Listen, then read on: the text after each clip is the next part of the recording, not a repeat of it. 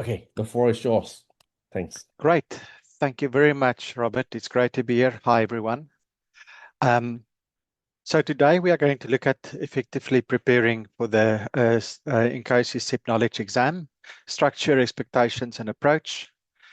I've already introduced myself a couple of times. I'm just going to flash this very briefly, but I've been involved with system engineering professional exam preparation since around 2010. I've worked with countless engineers to prepare them for the ASEP and the CSEP certifications in different regions of the world. And of course, I'm a CSEP myself as well. So as I mentioned, in this session, we'll be looking at how the SEP knowledge exam is structured, what it's designed to assess. We're going to talk about the approach for studying, common pitfalls. There'll also be a section where we can discuss questions. It's not a, this is not on a full exam preparation course looking at the handbook. My goal today is to help you understand how the exam is going to work and how to prepare for it efficiently.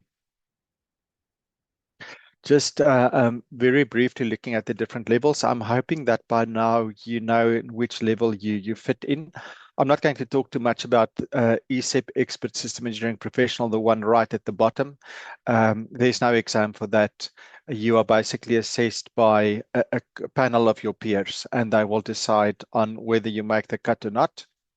Right at the top, associate system engineering professional, the entry level, where you don't need any experience, education, or references. You just need to pass the exam. And then the CSEP, you need to show that you have 5 years of system engineering experience according to the framework that INCOSE provides. You need to either have a technical degree or additional experience to augment it, and 3 references that will vouch for your experience. They don't have to be CSEPs or ESEPs themselves, but it certainly helps if they are. And then also you need to pass the exam. So the bit that we'll be focusing on today is what is the exam about and how to do that. Let's first talk about what the exam is not. So it is not a test of your understanding of systems engineering principles, or at least not entirely, because understanding system engineering principles obviously will help a lot. Similarly, it's not a test of your knowledge of system engineering standards. And lastly, and very importantly, it is not an attempt to catch you out in any way. So what is it then? It is a test which is based on the INCOSE Systems Engineering Handbook. And why are they doing it? And the answer is quite simple. They want to have a certification which standardizes system engineers and system engineering interaction around shared terminology and concepts.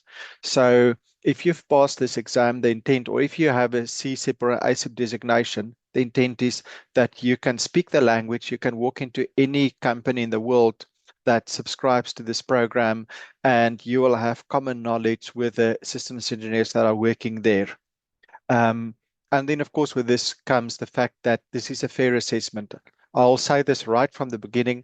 It is not easy. Everybody says it is a difficult exam, but at the same time, it is structured and very fair.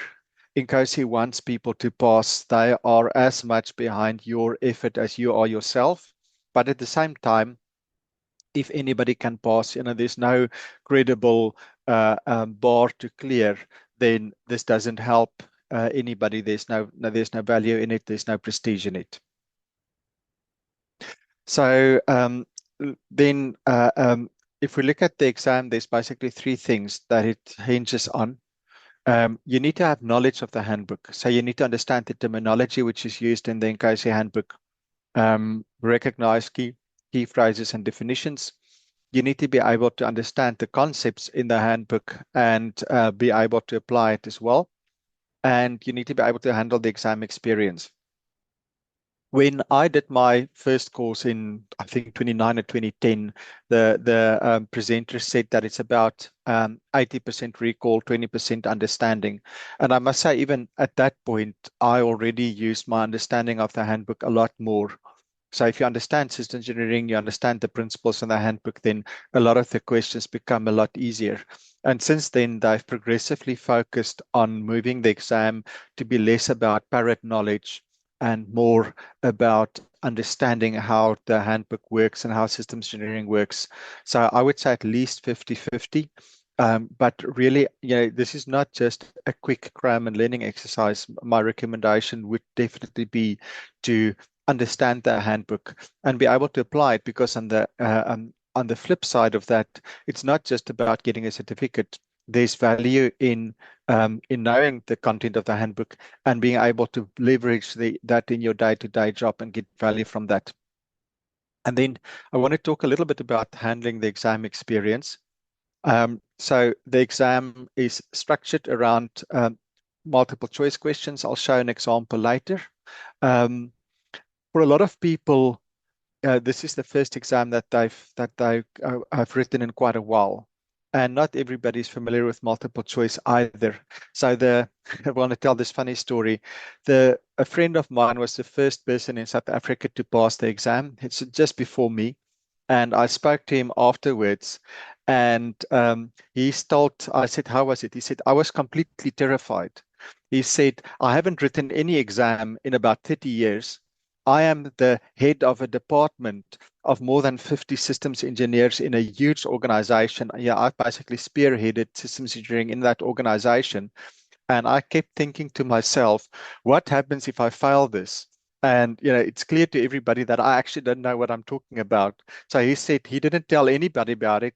He didn't tell anybody he was even attempting the certification. He just went quietly on his own and did it, which was quite funny for me, because on the other hand, sort of, it doesn't have to be such high stress. As you probably know by now, you get 3 attempts over a year to pass the exam. And most people pass on the first or on the second try. The people that don't make it are typically the people that give up along the way. But still, you need to be comfortable in the exam experience to be able to give adequate account of yourself. You need to be able to work with multiple choice questions. You need to manage your time, and you need to avoid the common mistakes that people make. Let's look at how the exam is structured next. I forgot to mention, if there are questions, I'll give a period at the end where you can ask questions and we can discuss things. But if there are questions during the presentation as well, pop a message or just unmute and mention it, and I'll manage the time around it. If I don't see your hand up immediately, I've got quite a few screens and things that I'm managing here, but you're very welcome to ask questions. Okay, on to the knowledge exam. So as I said, you need to pass the exam both for ISEP and for CSEP, unless there's some kind of academic equivalency that you get. I'm guessing that by you sitting here, you all in the first category.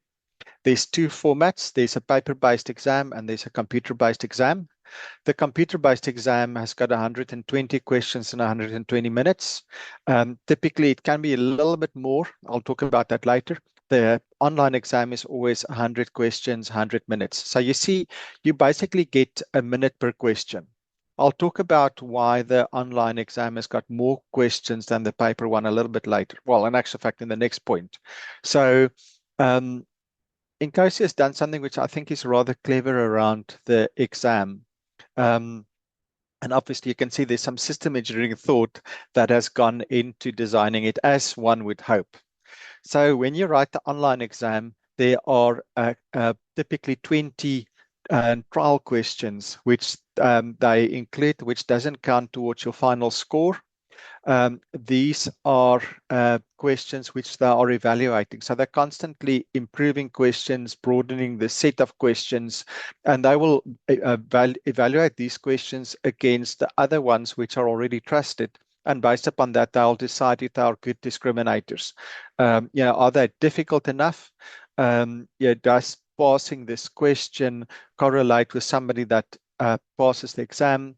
Are they easy to misunderstand? Are there maybe issues around non-English speaking people, which means that they would more typically misunderstand this question and answer it incorrectly? So based on all of these factors, they evaluate questions and they decide if they are good enough to go into the pool. As I mentioned, all of the questions are multiple choice, and INCOSE doesn't make a lot of information available regarding the exam, and it has changed. It does change, but at the moment there are 4 possible answers, and only one of those is correct. So you don't have to worry about 5, 6 answers. There are no true or false ones. You also don't need to worry about having to select multiple correct answers from the list. As I said, INCOSE maintains a balance in question complexity across the different exam sets. There's no fixed pass rate. In actual fact, from what we've seen, it looks as though they basically have a difficulty factor per question as well. Remember, I spoke earlier about analyzing these questions in terms of difficulty. So it looks as though you could get either a set of easier questions, with a slightly higher mark required to pass, or a set of more difficult questions, which will, on the ones you get correct, will also give you more value. And then lastly, you don't need to be an INCOSE member to take the exam, but you do need to be a member to be SEP certified, and you sort of get your membership included in the application process. So you might as well go for that. So basically, in closing, the exam is very structured. It is a multiple choice. It is timed multiple choice questions, and it is designed to be a fair discriminator, meaning it's difficult, but it is not unreasonable. Also important, if you are non-native English speaker, you can get additional time. When you register, you need to basically ask for this and make sure that you get the additional 30 minutes. This is something that they've added later on, which I would have benefited me as well had I taken it later than when I did. So they're constantly improving the process, trying to make it more accessible and more fair. So also, next point, there are special accommodation benefits for people such as dyslexia, breastfeeding, diabetes, and you can submit these special accommodation requests to them at the email that's provided there. Need to do that obviously before you are scheduled to take the exam, and all of the forms are on the INCOSE website. I would definitely say take the time, go through the ASEP and CSEP certification sections on the INCOSE website. There's a lot of very valuable information, and it will certainly help you a lot in your application process. And let's then start looking at a question, what a question looks like. So here's a typical question. Comments I would give on this is normally and this is for space saving, the question itself is rather brief. Normally they would give you more information, a little bit of background around processes and things. But in this particular case question, what is the purpose of the project planning process? And then there are 4 options underneath. You can see this is relatively straightforward, testing whether you understand what a particular process is about. And you'll see from this, most people would file questions not because they don't know anything, but because they cannot adequately distinguish between the correct answers and the distractors in the exam.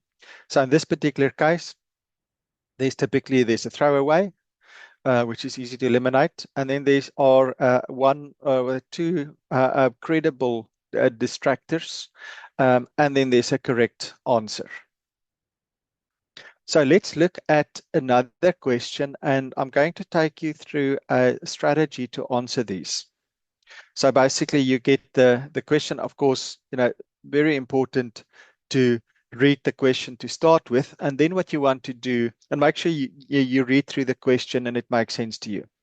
And then what I recommend to people is think back, where in the handbook does this concept or process comes from? What is associated to it? How does it fit into the broader picture? So this is just looking at the question. And then I normally recommend, before you start looking at the answers, see if you already know what the answer should be.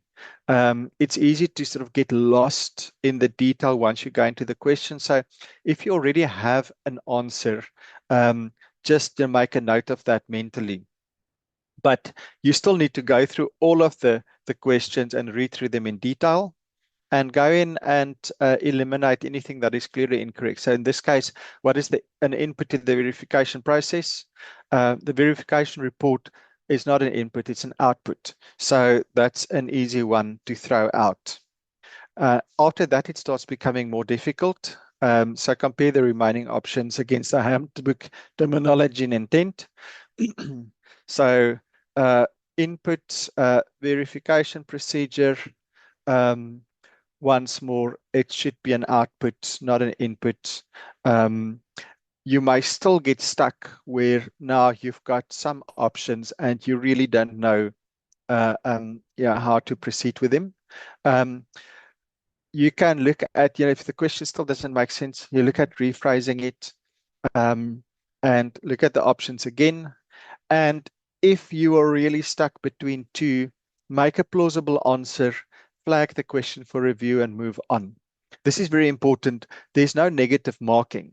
So it is in your best interest to try and answer every question. And you have an option to come back to questions that you're not sure about. Right. After that, once you've done this, and if you come back, unless something has really changed, go with your first instinct. Don't change the answer later unless you clearly recognize that there's a mistake or you've recorded new information. Because quite often what happens as you do the exam, in later questions, it either unlocks other bits of information or actually gives you additional answers that you can use on earlier questions. So that's basically the structure and also a mechanism of looking at answering these multiple choice questions. When we look at preparing for the knowledge exam, most candidates would look at reading through the handbook. I'll discuss strategies around that just now, but very importantly, focus on the terminology and the definitions in the handbook. Make sure that you understand the names and the terms. Make sure you understand the definitions. I don't think they ask definitions specifically. What is this definition? What is that definition? But at the same time, they do use the definitions in the questions. And I think there are some questions where they would use improper definitions or things which doesn't match the terminology and the definitions of the handbook. Very importantly, make sure you understand the system engineering processes. You can look at sections in the handbook where, which is rich in terms of information. Make sure that you understand at a high level how everything fits together and how you would use it, and the bits that are applicable to practical systems engineering. And then if you can find questions where those are available, it's quite valuable to use those, but I'll talk more about that a little bit later. So practically, looking at this as a system and from a systems viewpoint as well, I would recommend doing at least a two-step approach. You're rather studying iterative than trying to master everything in one step. As I said, a lot of people will go through the handbook.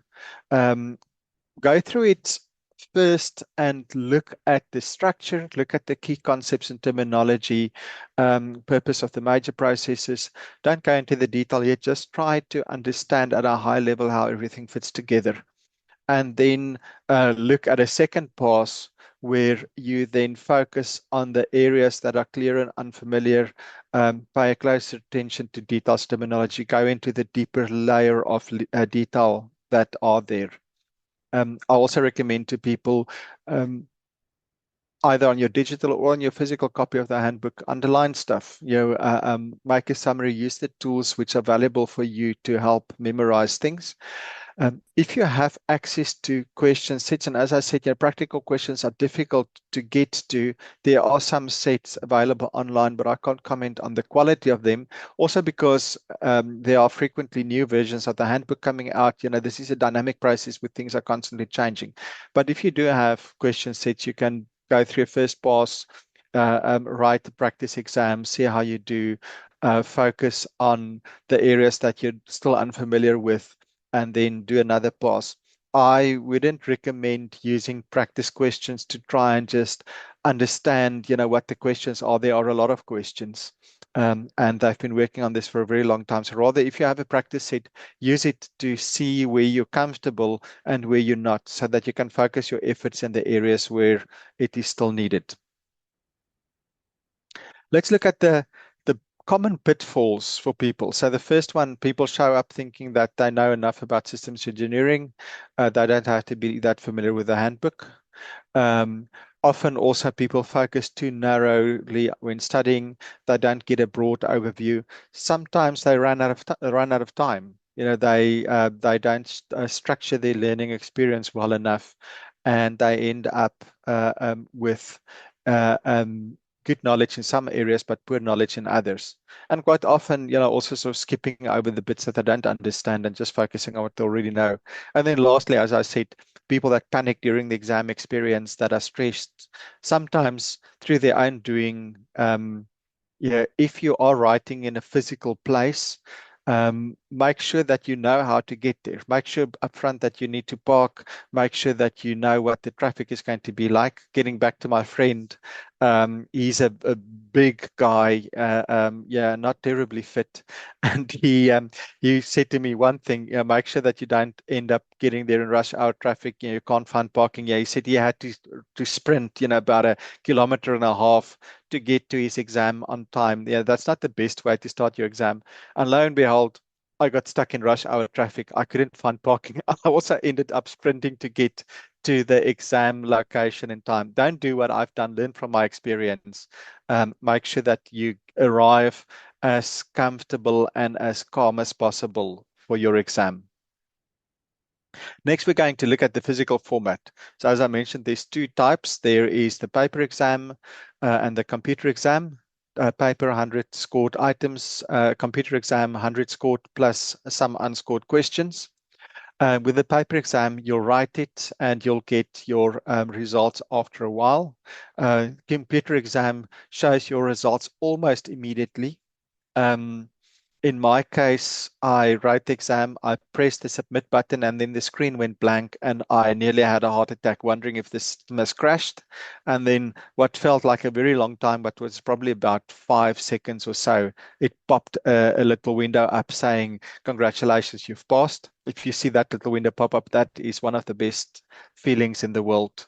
Um, so and then shortly after, INCOSE would then via email confirm the result, and then with the feedback, I presume they'll have to mark it and then they'll respond later.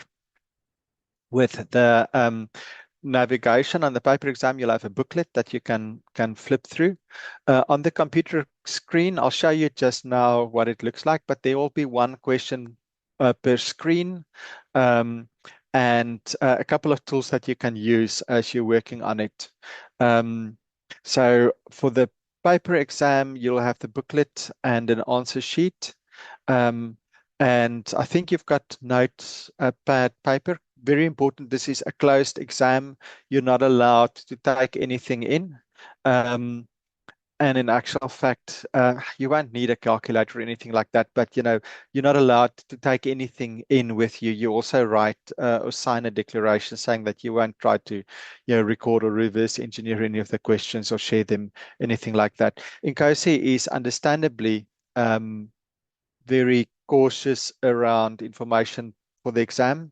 They don't want people to hack it. There's a lot of work that has gone into getting it fair, and they're working very hard to keep it fair for everybody. With the paper exam, you'll have the instructor that manages a timer. And on the computer exam, you'll have a timer that runs. When I wrote it, it was a count up. Actually, it was a countdown clock, and that's something that threw me a little bit initially, because I was practicing on a stopwatch. So I was used to, if it's 30 minutes, you should have done the first 30 questions, and suddenly it was the other way around. So just be cautious of that. Once the timer hits 0, it will automatically submit with whatever you have completed at that point. There are also options to submit it earlier and a few other things. I went through my exam, and I think with about 5 minutes spare, I thought this is good enough. If I would either made it or not, but I'm done writing exam at this point, and I submitted a little bit earlier. So with a paper exam, it's fixed date, time, and location is normally done by different INCOSE chapters or groups as part of specific initiatives. And with a computer exam, it's flexible. You can choose. There are some test centers where you can go to write it, or there's also a remote proctoring option where you do it on your own computer wherever you are. So I see there's a couple of questions. The first one is on the 20 unscored questions in the computer exam. They're going to look exactly like the normal questions. You won't be able to distinguish between them. So what you will get is 120 questions. Some of them may feel off, be extra difficult, or doesn't make quite sense, and those could well be the unscored questions, but there's no way to distinguish between them. Just know that only 100 of those will count. And if you really get a doozer of a question and you can't figure it out, maybe it's one of the unscored ones. So don't stress too much. Okay, and I think that hopefully is answered. Did I answer Kiran and so Sayendra, did I answer your question? If not, just let me know. Let's look at what the computer exam looks like. So there's in actual fact, there's a practice setup that you can do where you can do a couple of basic questions. Obviously, this is not from the INCOSE exam. What's the largest organ in the body? This is just part of the practice exam. So if you look at this, you'll see there's an exam timer on top. There is a, let me just grab my highlighter here. So you've got an exam timer, you've got a scratch pad where you can make notes and things if you want to. You also have a calculator, which you're not really going to use. And then you've got a couple of pages that you can go through. And then you have the question you see in this case, a question with a couple of options. It's set up, you can only choose one. You can't answer it incorrectly. So you either answer it or, it's unanswered. You can go to the previous or the next page. So once you've answered, you go to the next one, and you can open from the settings view. You can open a view which you can go to specific questions. You can also get a list of everything that is still unanswered, and you can get a list of anything that you flagged to look at again. So this is very useful. If you're unsure about a question, you can mark it and you can flag it. Obviously, don't flag everything. Try to be strategic. Otherwise you're going to get swamped. In the second round where you go through everything that's flagged and try to finalize them. As long as you've answered the question, they will mark it. So even if something is flagged, it doesn't, that it will count towards your total if it is correct. So you don't need to worry. My suggestion would be try to answer the stuff, flag the things that you are unsure about, and get back to them. Okay, let's look at the more information around the computer exam. We've spoken about the structure, 100 plus 20 questions. As I mentioned, everything looks the same. Unscored, you can't distinguish unscored items. Question per screen can jump forward, backwards. Your counter is always visible. It auto submits, but with no warning. So just be aware, once that countdown clock hits 0, it will submit it on your behalf. So make sure that you keep that in mind, and I have here a little bit of time for review. We've spoken about the tools, but use your notepad if you want to do a quick brain dump at the start of the exam. There's no paper or external aids. We've spoken about the review function where you can flag questions for review, but avoid flagging too many so that you don't put undue load on yourself. We've discussed So in terms of the environment, either a test center where you will go, you will clock in, leave everything that you have in a locker, go into a computer room, do the exam and come out, or via remote proctoring where you'll set up a PC with a camera on the back and they'll record both what's on the PC and yourself as you are writing the exam. And as I said, all of this information is available on the INCOSE website as well. So go through and go, just familiarize yourself with it. An immediate pass file, and then shortly after official confirmation from INCOSE. And as I said, no question is fixed until you submit it. And at the time when you submit, your time runs out, it will take the answers as it is at that point, and that is what gets submitted. Paper exam is a little booklet with multiple choice questions. This is probably relatively familiar to you. So you'll have a booklet with questions and you'll mark them on a sheet. And I don't know if there's much more to say about that than this. So then looking at your logistics, registration via the INCOSE website. Sometimes, as I said, local INCOSE chapters will have specific paper-based sessions at conferences and other places. Just plan ahead so that you get dates when it suits you. We've discussed the two options, paper exam versus computer. Fees once more on the website. Language. Exam is in English, but with allowance for people that are non-English or has got other challenges when they do the exam. And as I said, these questions are reviewed for clarity and accessibility by non-native English speakers. So once more, they really aim to make it inclusive and fair for everybody. So identification rules must have valid ID on the exam day, no external notes or reference material allowed. Electronic devices and papers are prohibited. Writing is allowed in the exam booklet, but only the answer sheet is graded. And then we spoke about how soon you can expect your results. Some practical things as you get ready in terms of mindset. So firstly, stay positive and realistic. Don't kid yourself, but also don't influence yourself negatively. Most people pass with proper preparation. I've spoken a lot about the exam being challenging but fair. And also, steady performance is important. You don't have to get 100%. You just need to do well enough. During the exam, make sure that you keep breathing, that you reset your focus if you need to. Most students say that the first 10 to 20 questions are really tough. And I had the same. I started and I got to question 10 and I had no clue what any of the previous 10 were supposed to be.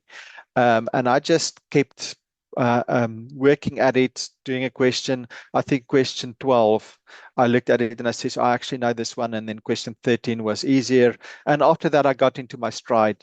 And I eventually went back to the first 10 questions. And then I managed to figure them out and answer them. So don't get shaken if it's difficult at first. Just keep working at it and try and get your stride. And treat each question as a fresh opportunity. If you can, practice under time conditions, familiar yourself both with computer and paper formats, if possible, depending, if you know you're going to do the proctoring one, then you don't need to. But it's valuable to be as prepared as possible. And then, of course, when you're studying, avoid burnout, make sure that you've got manageable breaks, that you pace yourself well, start learning early enough, not too early and definitely not too late, and leverage support of other people, specifically if, so in this case, this is great because you are part of a whole cohort that's doing this at the same time. If you can speak to other members that has done it, ask them for their advice, what did they learn from it, work with the other people in this group. You've got mentors that you can work with and other people that are doing it at the same time. And all of this is great for group cohesion and helping you to support you and motivate you.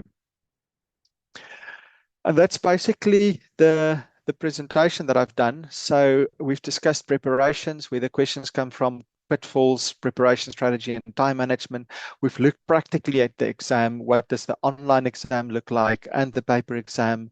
We've discussed special accommodations, and we've done key takeaways. I'll get to the questions in a moment. But just key takeaways. You have to know the INCOSE Handbook, and you have to know it well. You need to know the terminology, the concepts, process, intent. You need to structure it in a study way. It's not just about memorization, it's about understanding. The exam is challenging, but there's a lot of work that they do to make sure it's fair. Questions can't be misunderstood. You know, they're not trying to catch you out. They're trying to fairly and adequately test whether you measure up to get the certification. And then lastly, manage the exam experience. So question, how many do you need to get right to pass? There's no published pass rate. As I said earlier, I suspect that they actually have a difficulty rating with the questions. So we know you don't have to answer all of them correct. We know that that there's a cutoff point at the bottom, but in between there aren't specific information that is published on a particular rate. And as I said, I suspect that each question has got a difficulty rating, and they use a formula taking that difficulty rating and your score across the set of questions into account for a particular pass rate. So unfortunately, I can't give you a better answer than that.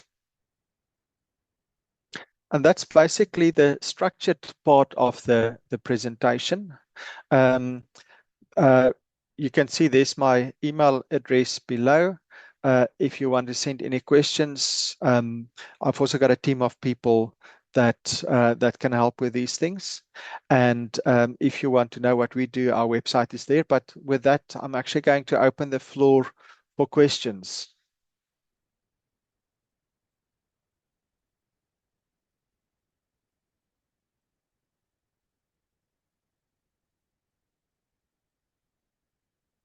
Right. Any questions? You can also ask, it doesn't just have to be about preparation and the exam experience. If you've started studying and at this point you have questions regarding the handbook, you can start asking those as well. So basically any questions relating to the to preparing and getting ready for the exam or getting ready for your certification. Hello, are you able to hear me? Yes. My name is Satyendra. I would like to ask one question like how normally for extending the certification, do we need to take exams at multiple intervals or one time exam is enough to continue the certification? That's actually a very good question. So you need to maintain your certification, and you basically need to submit a report with professional development points every 3 years. So the intent is if you're an ASEP, that within the first 5 years, you can get enough experience that you basically then just go through to CSEP. In order to go from ASEP to CSEP, you don't need to write the exam again. So firstly, you only need to write the exam once, unless you mess up along the way and you lose your certification. And then at some future point, you'll have to write it again if you want to be certified again. But let's start with the first case, ASEP. You write the exam, you pass. You need to either renew after 5 years and ideally, this is how it's set up. After 5 years, you have enough experience that you submit your experience, you submit your references, and you just get promoted through to CSEP. If you're a CSEP, you write the exam, and every 3 years you have to submit a report with training that you've done. And there's a whole section on the website that explains how to maintain it. But you need to get enough professional development points, 120 points every 3 years, or as an ASEP every 5 years to maintain your certification. Oh, this is another good one, Klim. Do we have to memorize the inputs, controls, enablers, and outputs? So as I mentioned before, there's not a lot of information regarding the exam and INCOSE specifically does it like this. When I wrote the exam, you still had to memorize input, output, controls, and enablers, but it looks as though they're not just focusing on those. So those IPO diagrams for every process. I don't expect that you'll get questions just saying, what are the three inputs of this process, or, what is the output of that process. However, if you properly understand the processes, you would be able to answer those questions as well. And there are, in actual fact, there are questions which are generally based on understanding how the process works, and specifically looking at elements where somebody's using the process wrong, or they don't understand how it works. So make sure that you've got good understanding of those processes, and you should be fine for the exam. Next question. Is there any? Yes. Yeah, my question is there is any audio or video lectures available recorded so that we can buy and study it instead of handbook? Handbook nowadays is reading takes a lot of time, and It does. understanding wise it takes a lot of effort. Is there any way for that apart from handbook? There are courses. I can obviously speak about my own course because I know that quite well. And we've got a 5-day course which we do, which you can, but that's an in-person course, either online or physically in person. There are other courses, but unfortunately, I can't give you exact information on how good they are. So, but as you say rightly, it's a trade-off. Do you spend a week just learning through the handbook, or do you get more value from spending a week, or going to a course and actually paying to attend the course as well? And that's sort of a cost-benefit analysis that you need to do. Oh, Lim, you've got another 2 questions. The first one is another very good one. So in the application form, should you use SE terminology? You don't have to, but it certainly helps. So I would definitely recommend, in doing your ISEP or CSEP application, use the proper terminology. Somebody's going to look at that and they're going to decide, do you make the cut? So if you talk in CSEP, if you talk about your experience, use the proper system engineering terminology. That is what they're trying to achieve in any case. And if I'm not saying that they will look at that and they're definitely going to discriminate against you. But if there's any question and your application looks better because it's using the right terminology, it will definitely be to your benefit. And then how long is the review process and the submission of application? So this is off the top of my head, but you are looking at a couple of weeks from where you've got everything done until you get until it's evaluated, then you get your full certification. So it's not a significant amount of time. From the point where you've passed the exam and you've submitted all of the stuff, it's a couple of days to maybe a couple of weeks, depending on how busy they are and other factors around it. I have one more question. Actually, I have registered for an exam close to an year ago, but I have not taken the exam. So for some reason I had to postpone the dates, and that date 1 year is going to end by this month end. Okay. So I'll be taking only one attempt. Maybe after this month, from April next month, I can again register for, in case if I could not qualify, I can still register for the exam. In the April month, next month, after this period of 1 year thought is gone. Yes. So Is there to any gap understand, between exams? Yeah. I don't. So firstly, I agree with your strategy. You have registered, you've got an exam attempt, go for it. I'm not sure if there are limits between how often you can take the exam, or if it's just practical. I would recommend that you contact INCOSE, the CSEP office, and you ask regarding that. Rather do that early, and maybe go for an attempt where you write the exam. And are you going for a physical or a proctoring option? How are you going to write it? Online. Online. So maybe you see if you can do a exam maybe a week before your deadline. Write it, and have a bit of time in case you need to do a second one. So obviously you'll pay for every exam attempt. But if you've already registered for CSEP or ASEP, there are those costs as well. So from the point where your application starts, you've got a year to complete it. And after that it lapses and you have to reapply. And in that year, you've got 3 attempts where you can try to pass the exam. And obviously you pay separately for each one of those 3. But if you've already done a certification registration with associated costs, then obviously don't want to lose that either. Okay, thank you.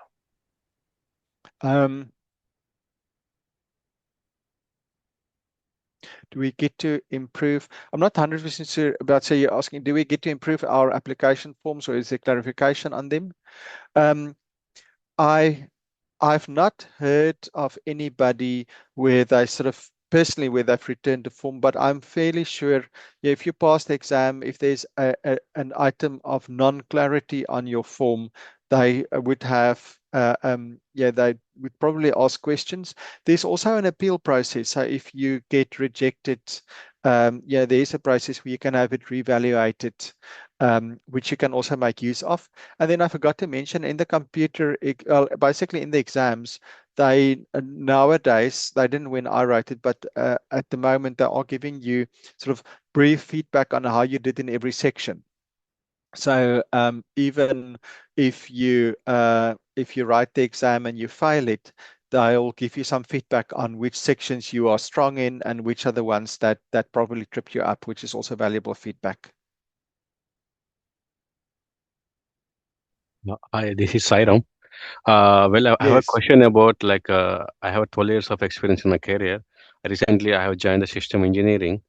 Under this condition, what kind of certification I will be recommended, like in the mid-level course or the primary one?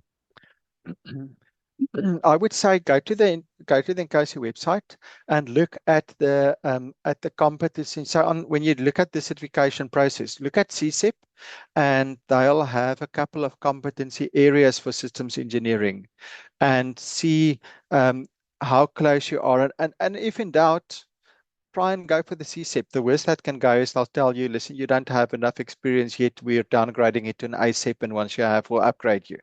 So, but look at the different competency levels and see if you can pass the sort of pass the bar. Let me just quickly see. I want to see if I can quickly get that form. I can maybe just show you what the application process looks like.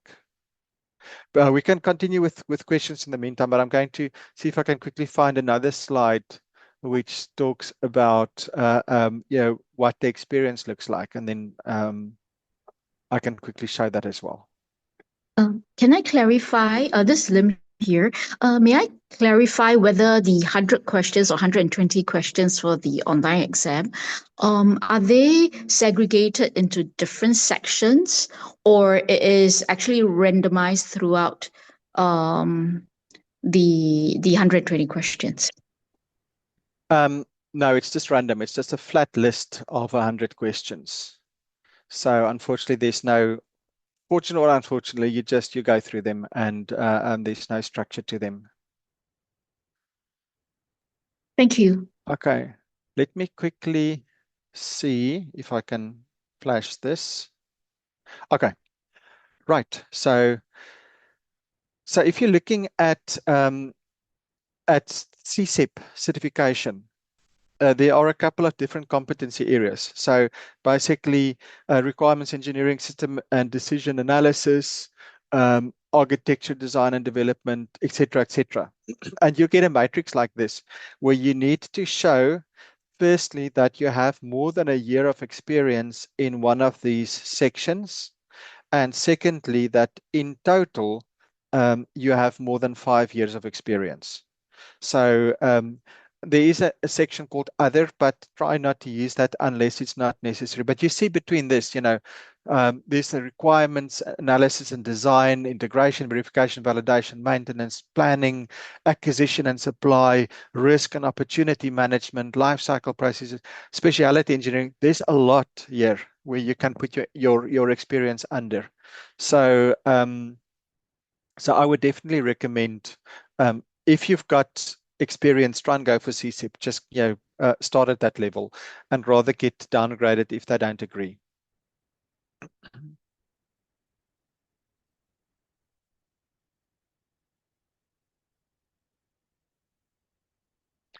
There one more Right. question.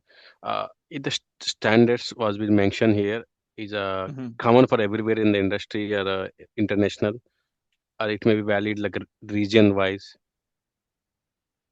The handbook is based on ISC 15288.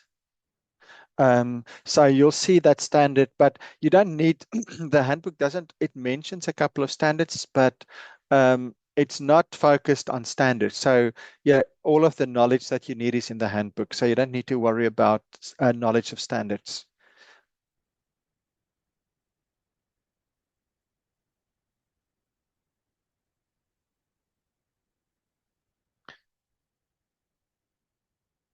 Right. Next question.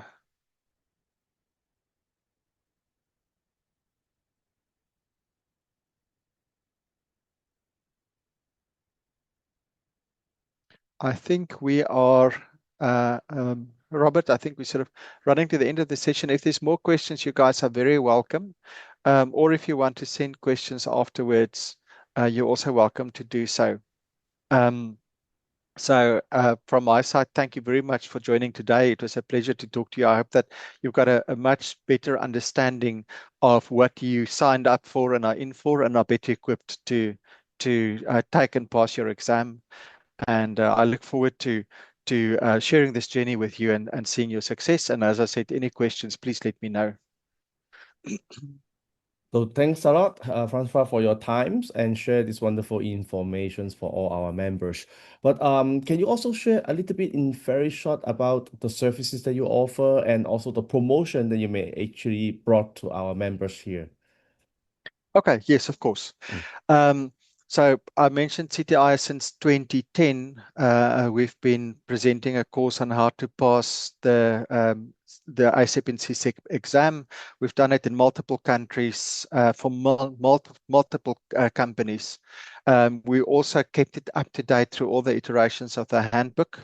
And Robert was mentioning we've got an offer which is basically 10% or better. We are looking at at least a 10% discount on our offer, but we have we've got sort of a purchasing parity table that we are looking at for people in other countries where they've got less purchasing parity. So once more, you can mail me if you're interested in that offer as well. And the course is, as I mentioned, it's a 5-day course where we go through the handbook in detail. We've got a lot of exercises which allows people to really understand and engage with the content. The aim is that you pass on the first try and that you are very well equipped to apply this knowledge in your work environment. Besides the workshops, we've got practice exams, which allows you to test where you are in terms of your understanding and make adjustments. And of course, you're also part of a group of people that through that week really learns to master the content and get ready for the exam. Thanks very much. So thanks a lot for your time and all the members to participate with us tonight. We will publish these recordings probably this weekend or Sunday.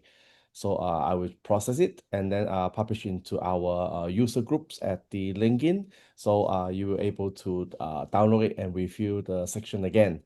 And also thanks a lot for your times. Okay. So we will end the section right now. Thank you. I have a quick question. Yeah. Sorry, is there a local test center in Singapore?